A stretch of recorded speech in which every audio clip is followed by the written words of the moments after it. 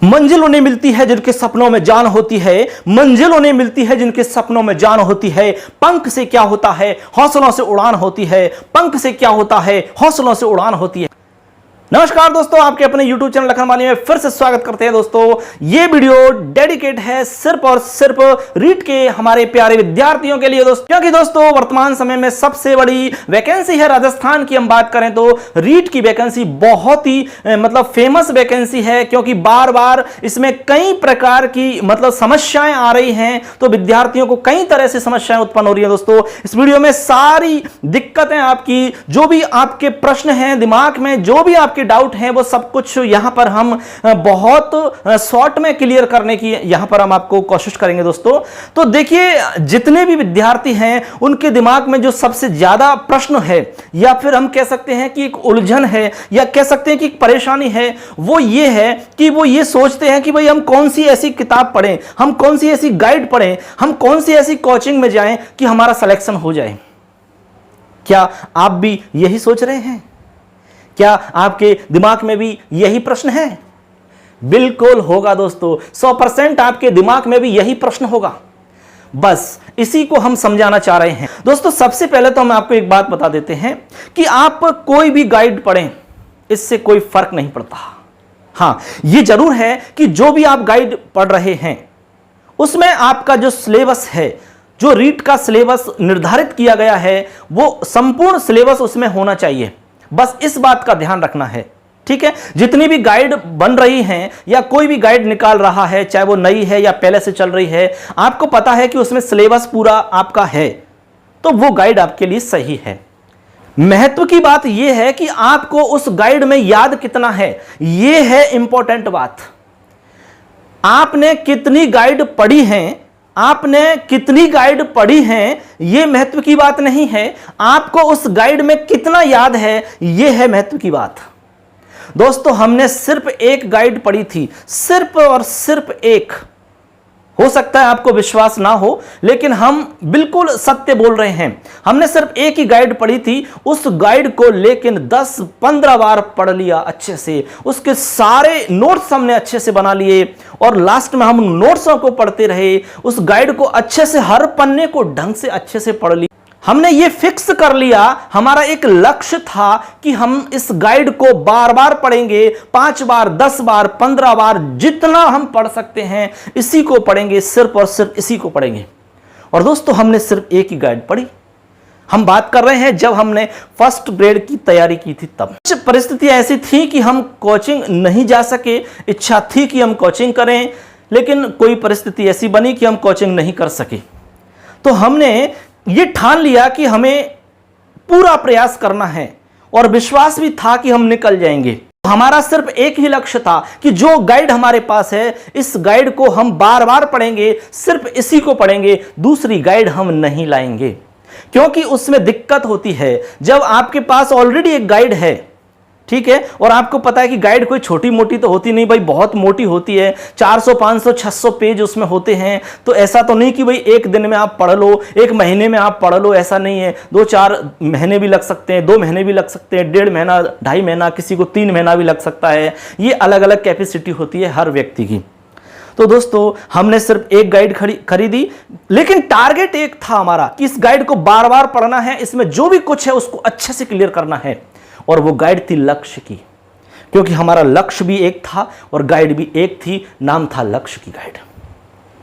बस हमने उसको 10 या 12 बार पढ़ा लगभग। उसमें से लगभग जितना भी मैटर आया था, एक आध को छोड़ करके, वो सारा कुछ हमारा सही हो गया, और फिर हमारा सिलेक्शन भी हो गया। तो यही बात आपको हम समझाना चाह रहे हैं। दोस्तों, इस गाइड के चक्कर में आप मत पड़ो, किसी से भी मत पूछो बार बार ये प्रश्न, आप बार बार किसी से मत पूछो। अपने दिमाग से इस बात को निकाल दो कि गाइड कोई भी हो, आपने जो गाइड पहले से पढ़ रखी है या आपको जो गाइड अच्छी लग रही है, उसी को पढ़ना स्टार्ट कर दो। बस उसको याद करो। आपको कितना याद है उसमें, वो है महत्व की बात। यदि आप उसमें 100% याद कर लेते हो या 80% याद कर लेते हो, तब भी आप जरूर सफल हो जाओगे। चलो एक बात बताइए, आप कोई भी बाजार से गाइड खरीद लो, चाहे वो खराब से खराब गाइड है लोगों की नजर में, उस गाइड से भी लगभग 70 से 80 के बीच में आपका मैटर जरूर आ जाएगा, चाहे कोई भी एग्जाम आप दे लो। हां, एक बात का ध्यान आपको रखना है, उस गाइड में सिलेबस पूरा होना चाहिए बस। तो जरूर आपका 70 से 80% के लगभग आपका मैटर आपके पेपर में आ जाएगा। और आपको यह भी पता है कि कोई भी एग्जाम हो, ठीक है, अपवाद को छोड़ करके कोई भी एग्जाम हो, उस एग्जाम में 70 से 80% के बीच में सिलेक्शन होता है कि नहीं होता है? इस बात को आप बताइए। होता है भाई, होता है, जरूर होता है। अरे 70 से 80% पे सिलेक्शन नहीं होगा तो कितने पर होगा? फिर जरूर होता है। जब किसी भी गाइड से 70 से 80% आपका मैटर आ रहा है तो फिर आप बार बार अलग अलग गाइडों के चक्कर में क्यों पड़ रहे हो? आप सिर्फ एक गाइड खरीद लो, चाहे लक्ष्य की खरीदो, राय की खरीदो या पेनोरमा की खरीदो, कोई भी खरीदो, सिर्फ एक ही गाइड को पढ़ो, एक ही गाइड को पढ़ो। पहले से आपके पास जो गाइड है, आपने जो पढ़ रखी है, उसी को पढ़ो, बार बार पढ़ो, बार बार पढ़ो, बार बार पढ़ो। क्योंकि बार बार जब एक ही गाइड को पढ़ोगे तो उसके एक एक पन्ने पन्ने तक याद हो जाएंगे। आपको अंदाजा लग जाएगा, आपको इतना तक अंदाजा लग जाएगा कि जो प्रश्न है ये कहां पर मिलेगा, किस पेज पर मिलेगा, नीचे मिले, पेज के किस साइड में मिलेगा, ऊपर है कि नीचे है कि बीच में है, इतना अंदाजा लग जाएगा। तब समझ लेना कि आपकी तैयारी बहुत अच्छी हो चुकी है। यह अंदाजा आपको लग जाएगा उस पूरी गाइड के अंदर। और यह तब लगेगा जब आप उसको अच्छे से क्लियर करोगे, पूरा ढंग से पढ़ोगे, बार बार पढ़ोगे उसको, 2 बार, 3 बार, 4 बार, 5 बार, कितनी भी बार पढ़ो। फिर हम गारंटी देते हैं कि आप जरूर सफल हो जाओगे। कोई नहीं रोक सकता आपको। आपका दोस्त चाहे 4 गाइड पढ़ रहा हो, चाहे वो आपकी 3 गाइड पढ़ता हो, चाहे अलग अलग प्रकार की गाइडों से पढ़ाई कर रहा हो, उससे कोई फर्क नहीं पड़ता। आप सिर्फ एक गाइड पढ़ लो, ये हम गारंटी देते हैं, क्योंकि हमने जो किया है वो आपको बता रहे हैं। हमने फर्स्ट ग्रेड के लिए तैयारी की थी सिर्फ एक गाइड के भरोसे। एक गाइड, लक्ष्य की गाइड थी हमारे पास, उसको हमने लेकिन लक्ष्य बना करके कई बार पढ़ा, लगभग 10 बार उसको हमने पढ़ लिया। फिर उसके नोट्स बना लिए कंप्लीट। लास्ट टाइम में हमने सिर्फ और सिर्फ नोट्स ही पढ़े थे और अच्छे नंबर आए थे, सिलेक्शन हो गया। बस यही तो चाहिए। अरे सिलेक्शन ही तो चाहिए हमें, और क्या चाहिए बताओ? तो आप सिलेक्शन चाहते हैं, ये तरीका अपनाइए, फिर आप एग्जाम के बाद में कहेंगे कि सर ने बिल्कुल सही बताया। तो करके देखिए दोस्तों, आज से करो, अभी से करो और ठान लो और मान लो, और तब तक मत रुको जब तक मंजिल तक ना पहुंच जाए। तो एग्जाम अभी लगभग सितंबर में आपकी होने वाली है। सितंबर के हिसाब से आपका टारगेट होना चाहिए। रोजाना का आपको टारगेट देना है खुद को। कैसे? जैसे आपको फिक्स कर लेना है कि भाई मुझे आज ये मैटर पढ़ना है, ठीक? चाहे वो आपकी हिंदी की बात हो, साइकोलॉजी, संस्कृत, जीके, कोई भी आपका मैटर है, आप फिक्स कर लो। एक दिन का टारगेट आप खुद तय करो कि भाई ये हमारा आज का टारगेट है, लेकिन उस टारगेट को आज ही पूरा करना है। यदि आपने आज टारगेट दिया खुद को और आपने उसमें से छोड़ दिया कि चलो कोई बात नहीं, थोड़ा सा बच गया, कल कर लेंगे, ऐसा नहीं करना है दोस्तों। क्योंकि फिर अगले दिन जब नया टारगेट आपके पास आएगा तो पुराना मैटर भी आपका बचा हुआ है तो वो ज्यादा होता चला जाएगा, पेंडिंग में होता चला जाएगा। तो लास्ट में जाते जाते आपके पास बहुत सारा मैटर पेंडिंग में हो जाएगा। फिर आपकी समझ में नहीं आएगा इसको कैसे करें। यही दिक्कत होती है, आप जब बिना मतलब सिस्टम की तैयारी करते हैं तो यही समस्या लास्ट में होती है। और उससे होता क्या है, आप लास्ट टाइम में मतलब अपने आप को मतलब ये मैनेज नहीं कर पाते हैं कि भाई हम तैयारी कैसे करें।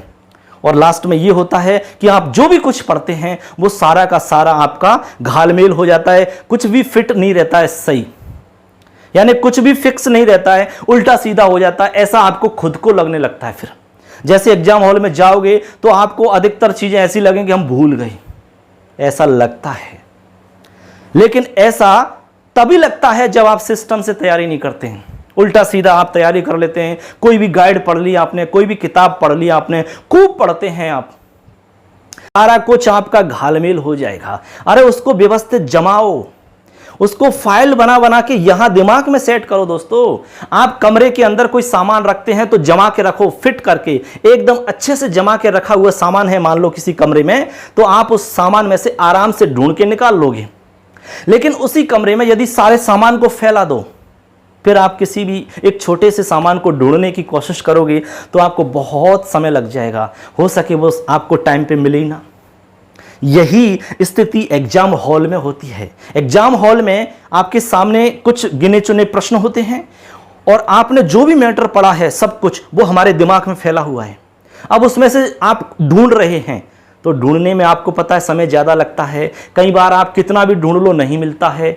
जैसे आप एग्जाम हॉल से बाहर निकलते हैं वो प्रश्न का उत्तर आपको याद आ जाता है। ऐसा आपके साथ नहीं, सभी के साथ होता है दोस्तों। ऐसा तभी होता है दोस्तों जब आपकी तैयारी अच्छे से नहीं है, क्योंकि जब तैयारी अच्छे से नहीं होती है तो आपका आत्मविश्वास कमजोर होता है और आत्मविश्वास कमजोर होने से आप हड़बड़ाहट में आ जाते हो, आप कंफ्यूजन हो जाते हो, आपका जो पढ़ा हुआ है वो याद नहीं आता है समय पर। ऐसी कई प्रकार की गड़बड़ियां होती हैं। इन सब से बचने का सिर्फ एक ही तरीका है, कम पुस्तकें हों, सेलेक्टेड पुस्तकें हों और सिस्टम से तैयारी करो। ये गारंटी है कि आप सफल हो जाओगे, कोई भी ताकत आपको नहीं रोक पाएगी दोस्तों।